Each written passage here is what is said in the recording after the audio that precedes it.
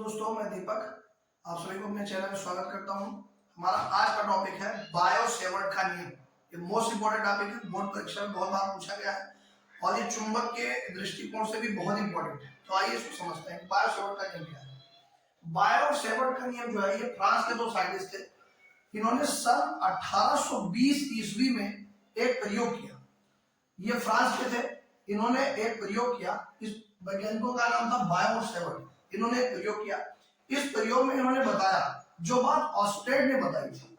Oersted ने कहा था कि यदि किसी चालक में धारा प्रवाहित की जाए तो इस धारा के कारण इसके चारों ओर चुंबकीय क्षेत्र उत्पन्न हो जाता है। अब जब उन्होंने बताया कि चालक में धारा प्रवाहित किया तो उसके चारों चुंबकीय क्षेत्र उत्पन्न हो जाता है, तो उन्होंने इसका कोई फार्मूला नहीं बताया। इस फार्मूला को बताया किसने? Bio Savart. बायो सेवर्ट ने बताया कि ये जो चुंबकीय क्षेत्र उत्पन्न होने वाली बात है, ये एकदम सही है। और ये कैसे उत्पन्न होता है, इसका मान किन किन बातों पर निर्भर करता है, तो उन्होंने इसको पूरा स्पष्ट करके पूरा डेरिवेशन दिया इसका। आइए समझते हैं। तो सबसे पहले इस चित्र में एक चालक तार होगा। ये क्या है? एक चालक तार है। ये इसके कारण चुंबकीय क्षेत्र इधर भी उधर भी उत्पन्न हो सकता है।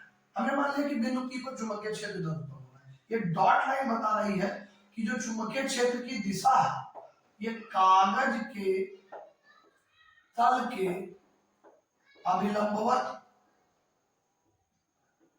ऊपर की ओर है। इसकी दिशा किधर है? ऊपर। डॉट बताता है ऊपर और एक क्रॉस बताता है नीचे। किसके नीचे? कागज के तल के अभिलंब नीचे की ओर। ये कागज के तल के अभिलंब ऊपर की ओर। तो उन्होंने कहा कि इधर भी चुंबकीय क्षेत्र उत्पन्न होता है, उधर यानी कागज के तल के अभिलंब ऊपर की ओर भी चुंबकीय क्षेत्र उत्पन्न होता है और नीचे भी।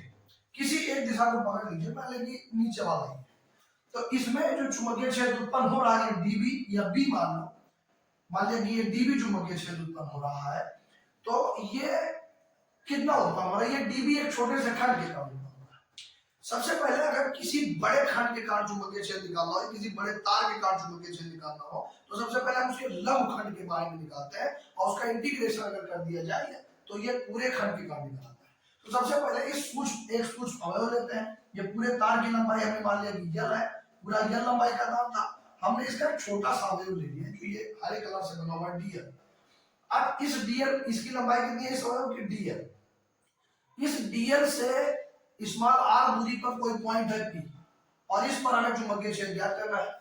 सबसे पहले हमारा जो कांसेप्ट है वो क्या है? बायो सेवर्ट ने बताया कि ये कोई चालक तार, इसमें धारा प्रवाहित किया तो इसके चारों चुंबकीय क्षेत्र उत्पन्न हो जाता है। अभी चुंबकीय क्षेत्र में हमने एक पॉइंट पी ले लिया, चाहे इधर हो चाहे इधर। हमने एक पॉइंट पी ले लिया जिस पर हमें चुंबकीय क्षेत्र ज्ञात करना है। इस बिंदु पर हमें क्या ज्ञात करना है? चुंबकीय क्षेत्र की तीव्रता। अब ये चुंबकीय क्षेत्र की तीव्रता का मान कैसे निकालेंगे? तो इस चुंबकीय क्षेत्र की तीव्रता का मान कई बातों पर निर्भर करता है। सबसे पहली बात क्या है कि जो चुंबकीय क्षेत्र का जो मान है, ये डीबी का मान, इसमें प्रवाहित धारा पर निर्भर करता है। पहला जो कांसेप्ट है वो क्या है कि ये जो चुंबकीय क्षेत्र का जो मान है, चुंबकीय क्षेत्र डीबी का जो मान है, वो इसमें प्रवाहित होने वाली चालक में धारा पर निर्भर करता है और अंतर्वर्ती होता है। मतलब पहला ये पता चला कि जो डीबी है वो डायरेक्टली प्रोपोर्शनल टू है आई के। मतलब जो चुंबकीय क्षेत्र का मान होगा वो इसमें प्रवाहित धारा के अनुपाती होता है। इसका क्या मतलब है कि धारा जितनी ज्यादा, चुंबकीय क्षेत्र का मान भी उतना ही ज्यादा होगा। ये पहला। दूसरी बात उन्होंने बताई कि ये अवयव जितना लंबा होगा, इस अवयव की लंबाई, तो सबसे पहले ये जो चुंबकीय क्षेत्र की तीव्रता है, यानी चुंबकीय क्षेत्र यानी डीबी का मान अवयव डीएल के भी अनुक्रमानुपाती होता है। ये इसका क्या मतलब है कि अगर डीबी का मान निकालना चाहे तो डीबी का मान इस लंबाई, ये जो छोटी सी लंबाई लघुखंड लिया है, इस लघुखंड की लंबाई पर भी निर्भर करता है और इसके भी अनुक्रमानुपाती होता है। अनुक्रमानुपाती का सेंस क्या होता है कि अवयव जितना बड़ा होगा चुंबकीय क्षेत्र भी उतना ही ज्यादा होगा। और तीसरी बात क्या है,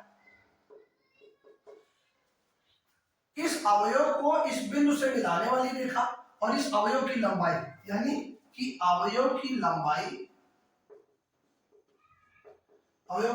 डीएल व इस अवयव को बिंदु से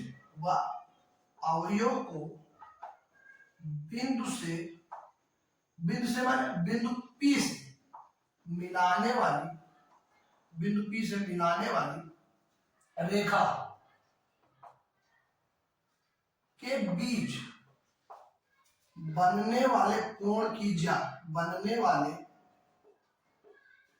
कोण की ज्या के अनुक्रमानुपाती होता है, अनुक्रमानुपाती होता है। इसका क्या मतलब होता है? इसका मतलब ये हुआ कि इस अवयव की लंबाई माने ये और इसको यहां से मिलाने वाली रेखा के बीच में कितना कोण बना है उस पर भी निर्भर करता है, और उसकी ज्या पर निर्भर करने का मतलब होता है कि साइन, इसके साइन पर निर्भर करता है, साइन थीटा, मतलब इसके बीच बनने वाले कोण की साइन, साइन को हिंदी में ज्या कहते हैं। तो इसके बीच बनने वाला कोण मतलब इसकी लंबाई और उसको मिलाने वाली रेखा के बीच बनने वाले कोण की ज्या पर निर्भर करता है। तो पहली बात उसमें प्रवाहित धारा पर निर्भर करता है, अनुपाती होता है। दूसरा उसमें लंबाई पर निर्भर करता है, अनुपाती होता है। और तीसरा उसमें उसकी लंबाई और उसको उस बिंदु को मिलाने वाली रेखा के बीच बनने वाले कोण की ज्या पर निर्भर करता है और अनुपाती होता है। तो ये तीन कंसेप्ट हो गया। और चौथा क्या है? चौथी बात जो है, इसको यहां लिखते हैं। चौथी बात यह है, ये फोर्थ पॉइंट है। चौथी बात क्या है कि सबसे पहला धारा वाला बात हो गया, लंबाई वाली बात हो गई, साइन थीटा वाली बात हो गई। अब इसके बीच की दूरी चालक यानी अवयव से दूरी, अवयव से बिंदु की दूरी के वर्ग के व्युत्क्रमानुपाती होता है, व्युत्क्रमानुपाती होता है। कौन होता है? चुंबकीय क्षेत्र, यानी डीबी का मान जो है वो 1/r² के अनुपाती होगा। 1/r² का मतलब r² के व्युत्क्रमानुपाती, मतलब r के अनुपाती नहीं होता है, यहां से इस अवयव से बिंदु की दूरी के वर्ग के व्युत्क्रमानुपाती होता है। अब इन सभी चीजों को अगर हम इकट्ठा समराइज करते हैं तो एक नियम बन जाएगा जिसको बायर-सावर्त का नियम कहते हैं। तो इसका स्क्रीनशॉट ले लीजिए।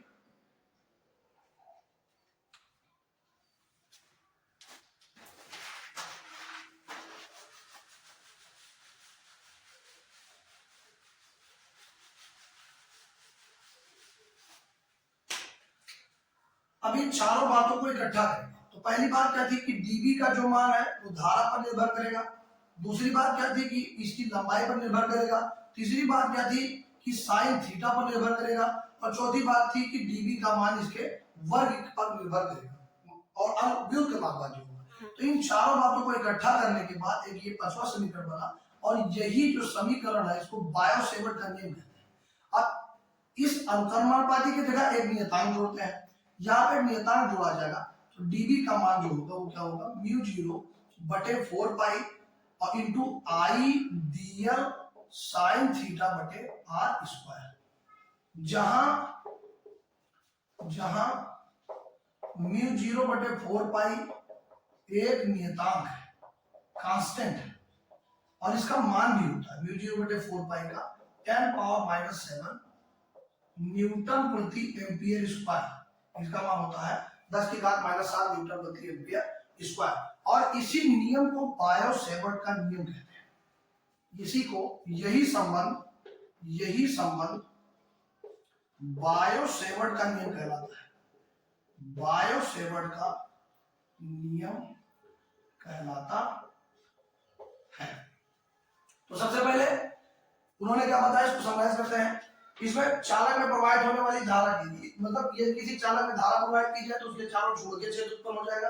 ये जो चुंबकीय क्षेत्र है तो उसमें प्रवाहित होने वाली धारा के अनुपाती होगा। दूसरा उस चालक के लघु अवयव खंड की लंबाई के अनुपाती होगा।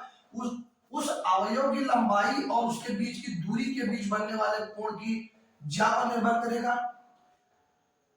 और चौथी बात, उस अवयव से दूरी के वर्ग माने r² के व्युत्क्रमानुपाती होगा। अब इन सभी चीजों को समराइज किया और एक कांस्टेंट जोड़ दिया जिसको μ0/4 कहते हैं। ये नियतांक होता है, इसका मान इतना होता है 10⁻⁷ न्यूटन प्रति एम्पियर स्क्वायर। और μ0 को कहते हैं निर्वात की चुंबकशीलता, निर्वात की चुंबकशीलता कहते हैं। और इस पूरे नियम को बायर-सावर्त का नियम कहते हैं। आई होप आपको समझ में आया होगा और आपको अच्छा लगा हो तो इसको लाइक, शेयर और सब्सक्राइब अवश्य करें।